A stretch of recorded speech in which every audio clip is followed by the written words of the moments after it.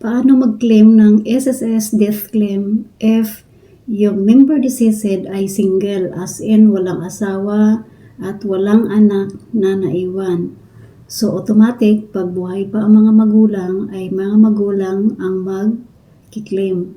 So for example, based on my experience, namatay po yung aking brother and then single siya, as in walang asawa at walang mga anak. Ngayon, ang mama ko po ang nag-claim nito.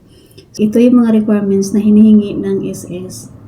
For my deceased brother, ang hiningi para sa kanya ay birth certificate, death certificate,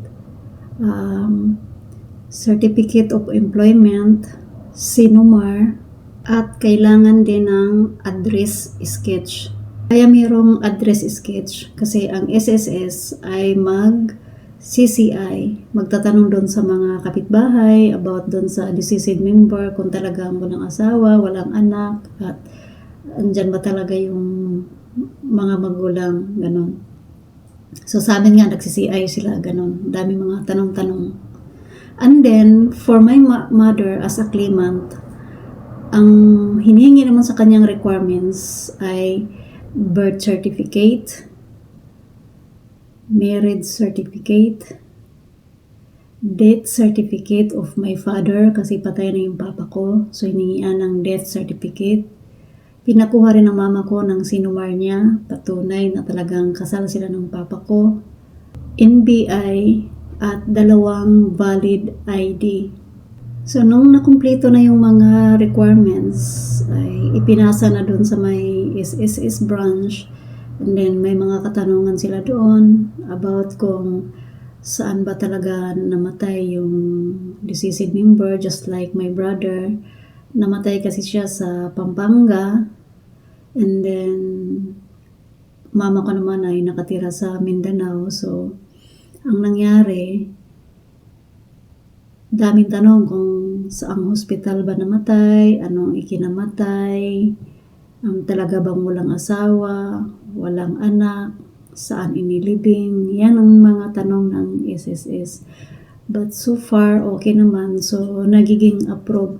Ngayon, ang sabi ng SSS, magwi-wait na lang ng 2 to 3 months or just check na lang sa bank account.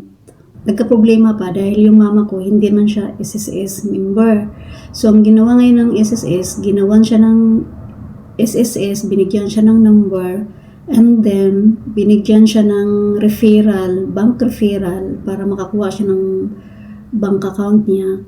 And then yung bank account niya ay in-enroll yon sa kanyang SSS kasi isa po yun sa requirements. Kung ikaw ay claimant, kailangan meron kang SSS account, and then yung bank account mo ay i-enroll yan doon. Daim kung tawagin.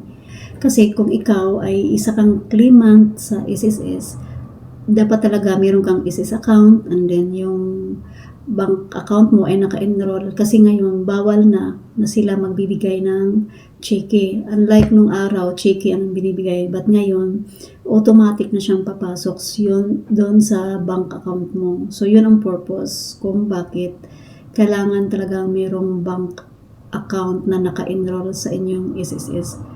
Kahit ikaw na hindi ka pa naman claimant, kailangan mo na rin gumawa ng ganyan para kung ikaw magkaroon ng sickness benefits, or mag-loan ka, or balang araw magpipensyon ka, or ganyan.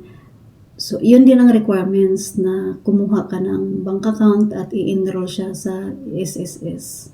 Iyan lang po, sana ay makatulong sa inyo, at kung ikaw ay mayroong experience ng kagaya sa akin na ang inyong namayapang mahal sa buhay ay isang single, katulad ng sinishare ko sa inyo, ay mag-comment lang kayo sa comment section. And sana ay nakatulong sa inyo, and huwag kalimutang mag-subscribe. Thank you!